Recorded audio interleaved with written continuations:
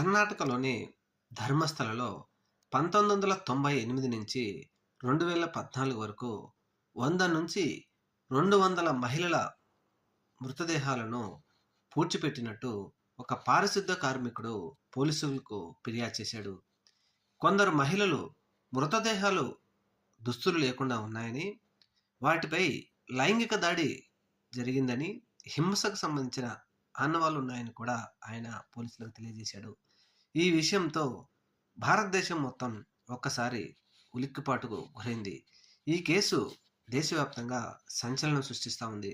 ఈ నేపథ్యంలో చనిపోయిన వారంతా ఎవరు, ఇన్ని రోజులు మౌనంగా ఈ పారిశుద్ధ కార్మికుడు ఎందుకు ఉండవలసి వచ్చింది, ఇప్పుడే ఎందుకు నోరు తెరిచి చెప్పవలసి వచ్చింది అనే విషయాలు మాత్రం విపరీతంగా ఇప్పుడు నెటిజన్లు నెట్టింట వైరల్ అవుతూ ఉన్నాయి.